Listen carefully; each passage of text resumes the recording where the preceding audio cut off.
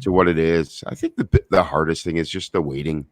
It's just undetermined, but you enjoy life. That's really what you have to do, and then think of different ways that you can occupy your time, and we'll all get through it. As I always say, I love all the cliches. We're all going to get through it.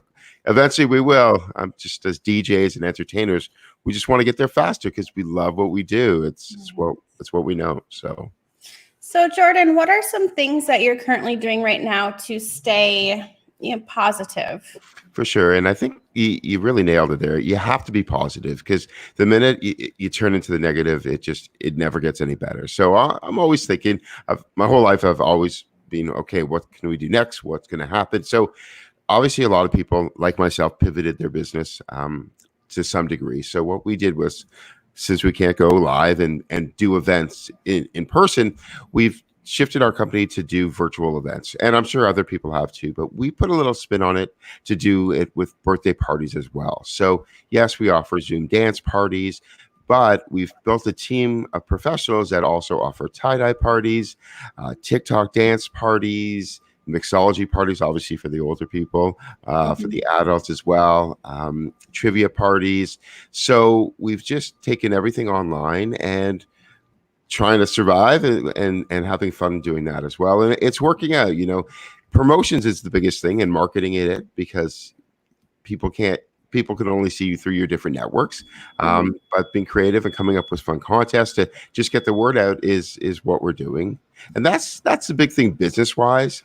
And then the other thing, which I thank you so much for having us, because we're really excited about this new concept that when we all started getting locked down, because we inherently love doing what we do, a lot of DJs are going online and they're playing for their friends and family. And we think it's great. Like it's a great way to have a virtual dance party. But I'm like, hold on a second. People are doing it. I just felt like the purpose above appeasing their friends and family wasn't there. So a few of us, Barry Kay, who I know you had on the show last week, and Jason Cathcart, we came up with an idea called the DJ of the Year contest. And the reason why we came up with that is that let's put a purpose to what all these guys are mixing and having fun and making a competitive edge. As DJs, I feel we all have some competitiveness in us. And we created the contest, and now we're super excited. We've already got roughly... Right there.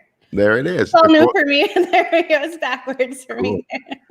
And you will see it is a golden microphone. And Ben, obviously, who you know extremely well from NLFX Pro, he wants us to mention, just a reminder, that it's not a real golden microphone we're giving away, but it's something like that. So, and he's one of our advisors on our team, which is great. So we just want our DJs out there. We already have about 12 contestants. We're looking for a maximum of 40 just to make it over a 5-week period. And we're super excited to be exclusive to tell you. We haven't told anybody who the judges. Everyone's asking, who are the judges? And that's important because you want to have some credibility. It's you have 3 random people who people don't know. So we're very excited to announce that Howard Wallach, otherwise known as Top Dog, and I'm sure most of you know who he is going to be one of our regular judges. There will also be Barry Kay is going to be a judge, and Jason as well. But we've decided to add another element with our guest judges. And I'm even more excited to announce that we signed 2 of them on for our first 2 weeks. And Nick Spinelli is going to be one of them as well. So we're very excited with all of his excitement that he brings to every edition of his show that he does.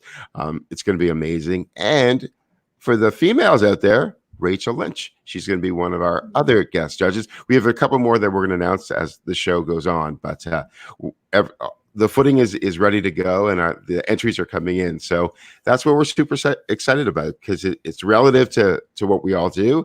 And again, the prizes, I'm sure people are like, are there prizes? And there will be some swag that we're giving away, but it's more for the bragging rights and just for the fact that you are the DJ of the year, even though it's online and virtual. You still are definitely going to have that and have it for a year at least, for sure. I think that is really, really awesome. So if somebody wanted to go ahead and sign up, how would they do that? Like, what is there prerequisites or anything like that? For sure. Awesome question. So on the website, and we have been promoting it through Facebook and stuff. So we got a cool website name, djoftheyear.club, which is obviously not a com because it wasn't available, but you can go there. You can do the entry. It basically asks you for just a few questions, your name, your email, and what you bring to the table. And then from that point, we'll, as a team, send out an email to all of our entrants and explain to them what we're looking for and make sure that they have the capacity and the capabilities of streaming with us. And we're just trying to get a real wide range of talented people, how they mix. There's 4 categories that we're going to be judging on, which include originality. And the beauty about originality is that it really does give people an option to showcase what they do. And I find that when people love what they do, it always comes out to be the best. And people have different ways of mixing. It's not just clear cut. So there's going to be some opportunities for different types of DJs who play different types of music to showcase what they got. Creativity. I would like to say that all DJs are creative, and now we get to see what that moment of your creativity is. Technicality. So mixing is a lot different from entertaining. You can give someone a microphone and it's a whole different world. But when you have similar components for the technical aspect of it, we want to see all of that, which is going to be exciting. And finally, overall impression. So someone just observing. It is a 5-minute live show, so the DJs get 5 minutes to showcase what they got. So that could be 30 different songs in 5 minutes. Clearly that might be too much. It could be 4 songs. It could be whatever the DJ chooses. And the reason why we're doing it live versus recorded is, like anything else, if you can practice and practice and practice, it might take you 30 tries to get that perfect shot, sort of like a TikTok dance. But the difference is when you have to go live, you got to put it out there just like you were at a real show and make sure that you practice enough so you can give it your best shot, and the judges can offer their advice and go from there. Perfect. So if you guys have any questions, please write them in the comments. I'll be happy to answer them, or Jordan will answer them for you, especially if it has to do with the DJ of the year. Is it it's a competition, right? Absolutely. So what will happen is that scores are tabulated. Each category is worth 10 points. So the highest 2 scores from each week will then advance to the showcase. And then the showcase will be the best of the best that have competed. And then the other thing, too, is that people will have it streaming so people can watch it as well. So that way, the other thing we wanted to do with that is sort of increase your reach, because as I said earlier, every DJ has their own network of friends and family who are interested, but there's so many of them doing it that we wanted to give one opportunity for whatever style DJ you are in the mixing world to just attract new friends. And this is a great way. If you're just watching it as a viewer and you're like, oh, I love that guy or that girl, they're awesome. We'll have all their socials listed so you can follow them. And again, it's about community as well, which is really important, especially in this time and day where, community is really all we have, because we're not seeing the public. We're not seeing what we used to see on a weekly basis, which is real people, different people. So yeah, so it's fun. There's a question. Does it matter if you're using turntables or digital mixer? Not at all. It's funny in how technology has advanced. Obviously, turntables were the standard. In the newer world, obviously, before I used to be in radio, so we had, the 8 tracks and then the reel-to-reels. But obviously, a lot of DJs work turntables. But if you have a Pioneer or a Prime, a Denon Prime 2 or 4, which I know is coming up soon with you. We have the 2 broadcasts next. I'm so excited. Awesome. So yeah, that looks super cool. It really doesn't matter because the elements are still the same. You still have to blend the songs, mix the songs, and all of that. So nope, we encourage everybody to if you feel you got something special and you bring something to the table, it never hurts. And again, it's all for fun. So which is really cool. So I do want to loop back and touch on the virtual parties that you are doing. Can you explain that a little bit more? How does that work? If someone wanted to do that, where would they start? For sure. So I guess the first thing, them finding us, is the greatest thing. We have been doing some campaigns and stuff, but what we do is just like we do in our regular DJ business, which we're excited to eventually get back to. We work with the client to figure out what they're looking for. Some clients already have a mindset. They're like, you know what? I have a 7-year-old birthday party coming up, because the one thing that doesn't change is people are still celebrating birthdays. It's just a matter of what version of that birthday is. And we're in Canada, so it's a little bit different in the sense of just where we are in reopening versus other places also in Canada and potentially in the States. So, for example, in British Columbia, we're starting to see that, you can have gatherings of 5 or 6 people in a park. So now people are looking to do birthdays in a park versus they would be, locked down in their house. So when they come to us, they'll either say, you know what, we need an idea. This is what our son or daughter likes. This is what we're looking for. And then we'll go through all of our ideas with them, or vice versa. They'll come to us and say, you know what, we saw online or someone told us, because referrals are always great, that you guys do an awesome TikTok party, and depending obviously on the age. And then absolutely. So if it's a TikTok party, for example, what would happen is they have 2 options. They can either choose a really familiar dance that everyone knows, and then our master TikTok dancer will do a Zoom with them and teach them, everyone who's part of it, that dance. Or if they want to know the latest and the greatest dance, because I'm sure, I don't know, are you on TikTok? I am not. No. I would say it's a good thing or a bad thing. I don't know. It's great entertainment either way, But if there's always new dances coming out all the time. So if the kids want to be on above the curve and just know the latest, then we would actually teach them the dance that just came out the night before. So it gives them an opportunity. And that's just one idea. The tie-dye parties, I know tie-dye's super popular across North America, because if you actually go and try to buy dye to make tie-dye, nobody has them.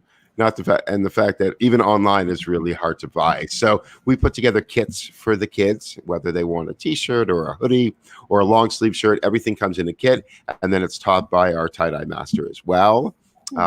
The latest one, and that's coming up next week, is the mixology one. So what we wanted to do with the parties is not just focus on younger kids. If a 19-year-old in Canada, 21 if they were in America, were celebrating their birthday, then what we would do is we would do a mixology class. So they would have their friends, in this case there's 6 of them, and we would let them know what ingredients they need, and then we're going to show them how to make 3 awesome summer drinks and a shooter, and that's led by a bartender as well. So the beauty for us is we've created an atmosphere where it's not just myself, because at a certain point, you want to really create the team. People don't want to see like a 40-year-old, they want to see someone young. So we've created the atmosphere where we have the right people. We have a winning baker or a cook. So her name's Justine. She's won a couple of competitions on TV. So if you want to have a cooking class, well, she'll lead the class. You'll have all the kids and our adults be a part of it, same as baking and stuff. And then trivia, if they want a trivia contest, we'll custom create that for them, and then we'll play with all their friends, and then there will be prizes as well. So with the, let's say, for example, the tie-dye party or the mixology party, what is the person's role as a DJ? What do you bring? Do you just MC the event? What is your role?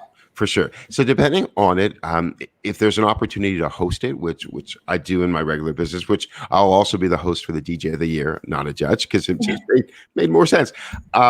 Then I would, because it's a Zoom platform, it's easy to have that opportunity just to sort of bring people together, and depending again on what kind of party it is. If it is a mixology party, I feel comfortable in talking things I know well in. If there's certain things I don't know well in, then I leave that up to the professionals.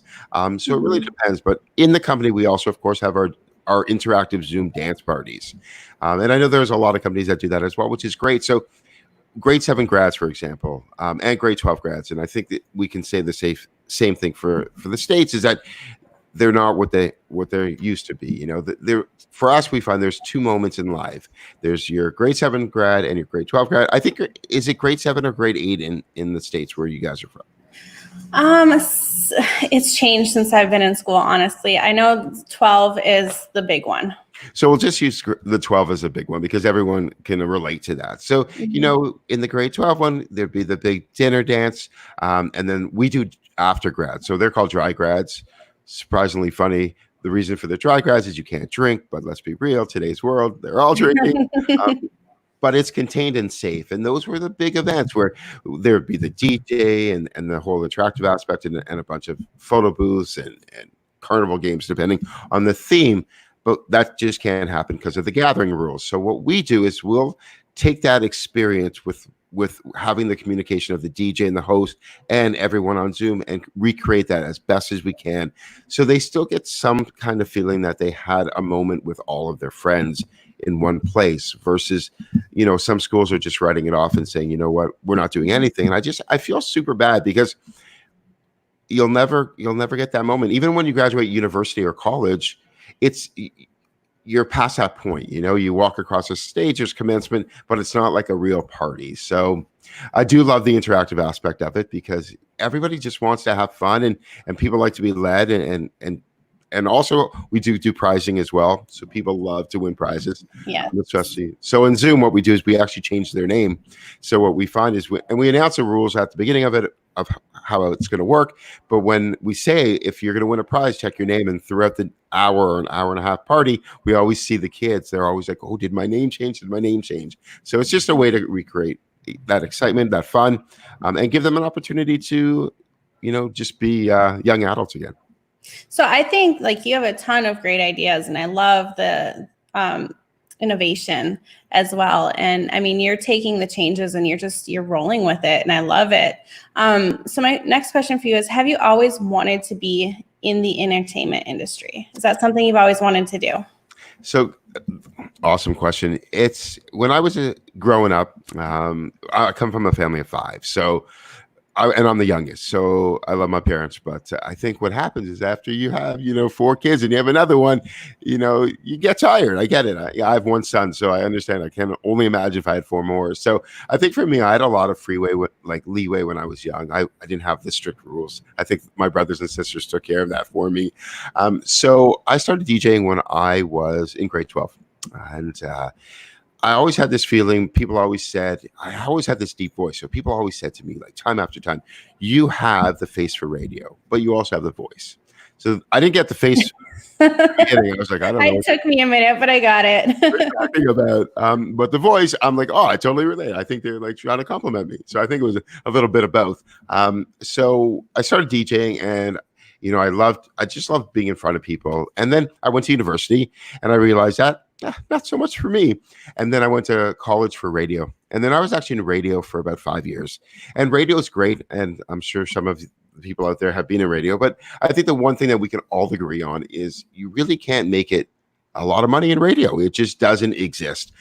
There's obviously certain people in certain markets that are doing well. But on average, being a new person in the radio is not the most, financially sound advice that I would give now knowing things. So I always DJ'd on the side just to keep the money flowing and stuff. But eventually I came to the point that I just really would wake up every day. And when I would have an event, I just love it. And I was in Toronto, which is Canada's biggest city. So there's a lot of competition there. And me and my business partner at that point, Ryan, were like, we have to really figure what we're going to do. We both love to do this, but being in Toronto is a problem because there's just so much competition. So we decided to expand our business out west of Vancouver. And we've been the top company doing bar mitzvahs and bat mitzvahs for 18 years now. But the one thing that's never left is just the fact that I love entertaining crowds. It will be, I hope, my legacy, because it's what I know. So if someone said you have to go do another job, to be honest, I would be dumbfounded because I wouldn't know what to do just because I know this so well. So I think I knew, when I was really young. What's one of your favorite things about being in the industry? I think there's a few. One that you get to be connected to a lot of people who do what you do. And, if you're a true person to yourself and to other people, you can share ideas. And there's no egos with the group of people that I'm familiar with.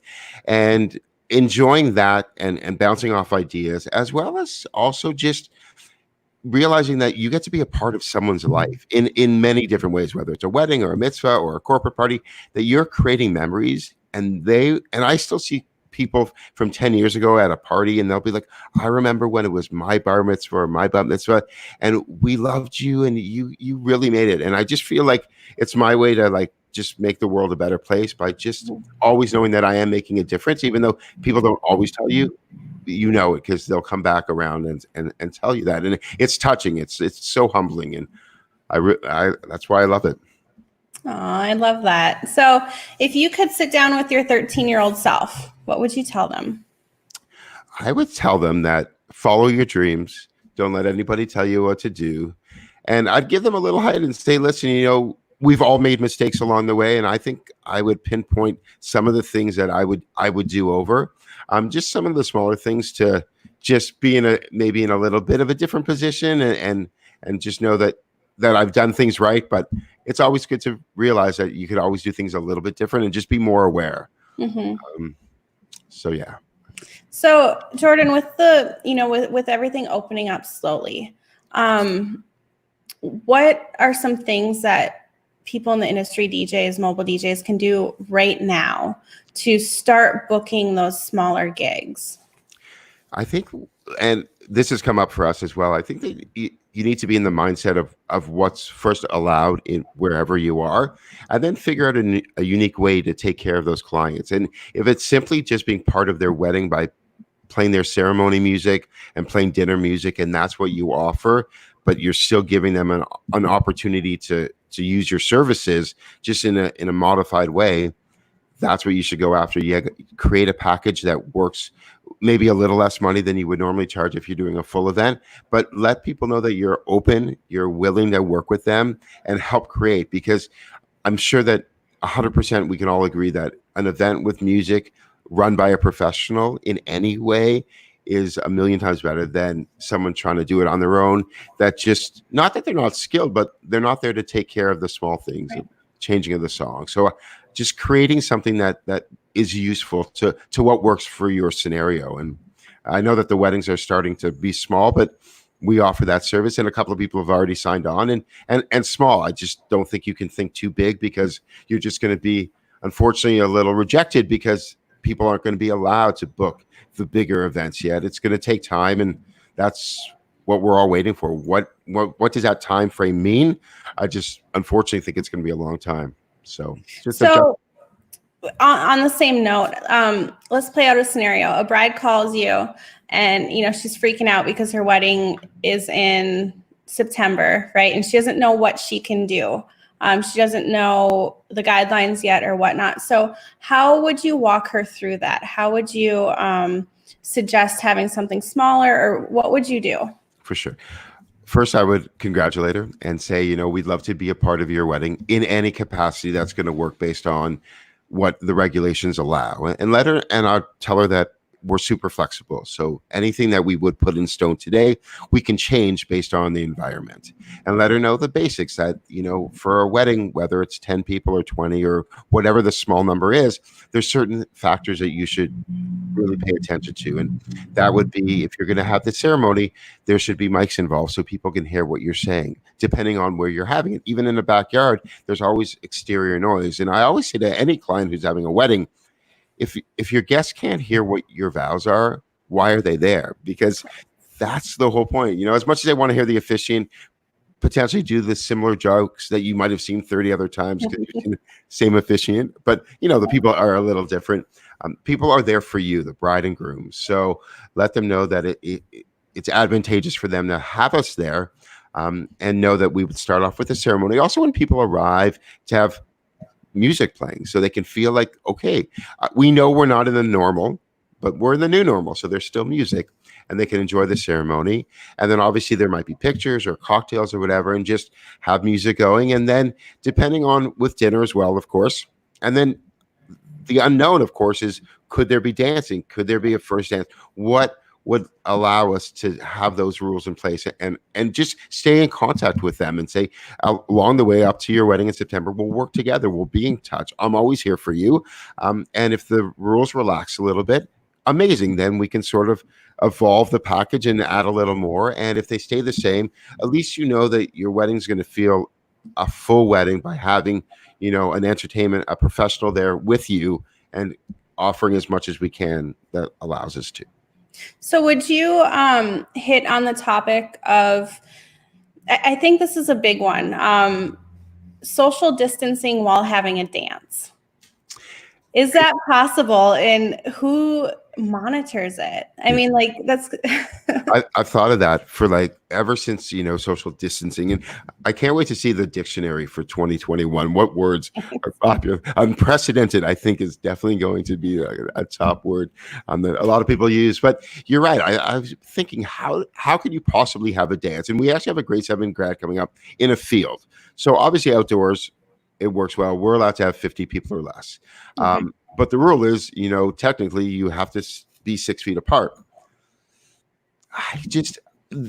Kids and adults, I think that we're all the same. We're all cut from the same cloth. We like rules. We understand the risks, but you can't really be on the mic every 2 seconds being, hey, you're too close to that. It Right. doesn't sound professional, and you're not going to have someone walking around. So it really is an amazing question, because you would hope that people would follow the rules, but I don't know if I'll have to get back to you on that one, because I don't know what like signage.